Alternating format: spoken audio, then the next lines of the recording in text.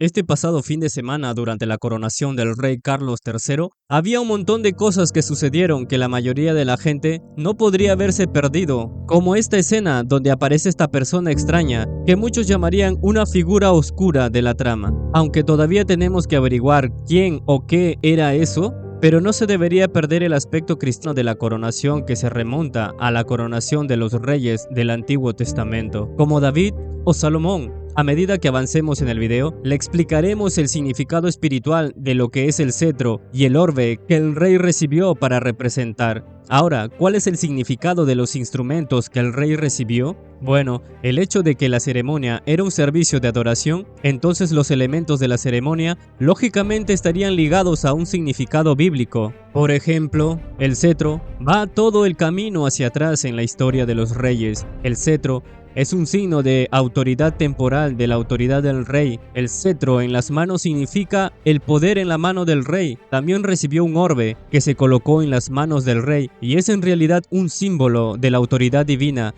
que es el mandato de Dios a través del rey, que ha sido llamado o referido históricamente como el derecho divino de los reyes. Ahora bien, puedes saber que hubo muchas controversias en torno a este coche real. Una de las controversias fue Irán. El mismo rey Carlos es una figura controvertida, tanto política como espiritualmente. Mucha gente lo ha comparado con el anticristo del libro de Apocalipsis. Ahora debo admitir que, hablando espiritualmente, el rey Carlos es una figura prominente de la nueva era. Y esta nueva era está abierta a cualquier idea espiritual que perjudique a cualquier persona. En las implicaciones de esto significa mucho para la ortodoxia cristiana de Gran Bretaña. Históricamente, los reyes y reinas de Gran Bretaña son llamados los defensores de la fe, un título originalmente dado por el Papa al rey Enrique VII en el trono británico. Curiosamente, una de las propuestas que hizo el rey III fue que reemplazaría el término de defensor de la fe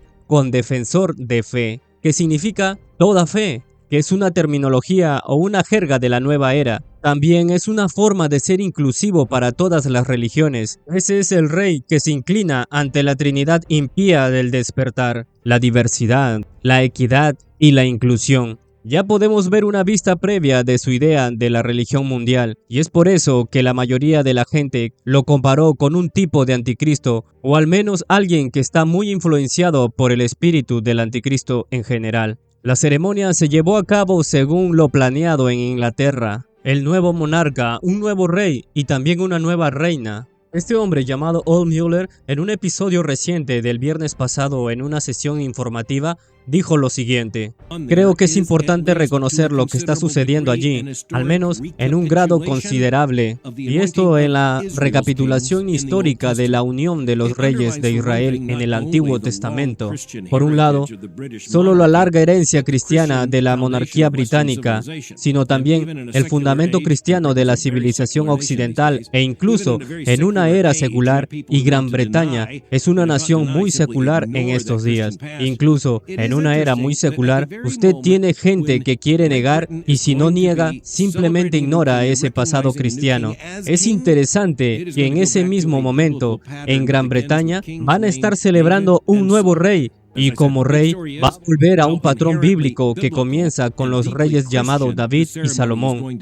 La gran historia es cuán inherentemente bíblica y profundamente cristiana será la ceremonia, porque a menos que simplemente desentrañen toda la ceremonia, estará profundamente arraigada en las escrituras, y las referencias se remontan a David y Salomón, y por supuesto al papel crucial desempeñado por el sacerdote Sadoc. El papel crucial lo cumplió Samuel para David, quien ungió a David con aceite como el monarca que Dios había establecido para él, Israel, el rey sobre Israel. Cuando Salomón es ungido, el rey Samuel está muerto, y ese propósito lo cumple el sacerdote Sadoc. Encuentra ese texto en Primera de Reyes, pero lo crucial, el punto de la coronación, no va a ser visible ni para las personas que están presentes, ni para los que están mirando, de ninguna manera, ninguna forma de transmisión de los medios. El punto crucial tendrá lugar cuando el rey que será ungido sea aislado del pueblo con una elaborada pantalla que, por cierto, ya ha sido mostrado con anticipación por el Palacio de Buckingham. Esa pantalla va a ocultar al rey de la vista del público y en ese momento, en la más íntima de las ceremonias, el sacerdote se acerca al monarca y con aceite unge al rey, tal como Sadoc el sacerdote ungió a Salomón. Y en ese momento lo que se estará tocando en la abadía de Westminster, lo que se tocará y cantará en realidad, será la música coral conocida como Sadoc el sacerdote, escrita nada menos que por George Frederick Handel para la coronación del rey Jorge II en 1727. Y por supuesto, el lenguaje de oración común que se remonta a la era de la Reforma. Ahora, si no fuera evidente, espero que quede claro que la ceremonia se remonta a las raíces bíblicas de Gran Bretaña, y como cristianos, observamos algunos de los símbolos bíblicos de la coronación. El cetro, que representa la autoridad temporal del rey, y el orbe representa la autoridad divina mediada a través del rey por Dios. Debemos recordar que el Señor y Salvador Jesucristo es el Rey de Reyes y el Señor de Señores. Él tiene todo el poder y la autoridad que no es temporal, sino eterna. Jesucristo no se le dará un orbe como los reyes de este mundo para que tenga autoridad divina. Él es el Rey de Reyes. Él es tanto Rey como Dios. Y en el nombre del Señor Jesucristo, toda rodilla se doblará.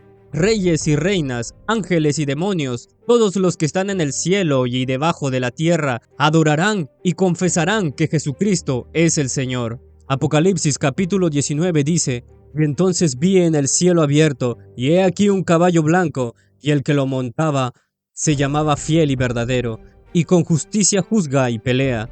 Sus ojos eran como llama de fuego, y había en su cabeza muchas diademas, y tenía un nombre escrito que ninguno conocía, sino él mismo. Estaba vestido de ropa teñida de sangre, y su nombre es el Verbo de Dios. Y los ejércitos celestiales, vestidos de lino finísimo, blanco y limpio, le seguían en caballos blancos. De su boca sale una espada aguda, para herir con ella a las naciones, y él las regirá con vara de hierro.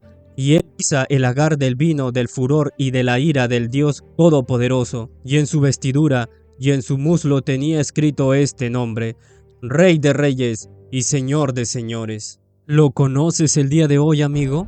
Si no, entonces no pierdas el tiempo, porque la segunda venida del Señor Jesucristo no vendrá como el Salvador de los pecadores, sino como el Juez del mundo.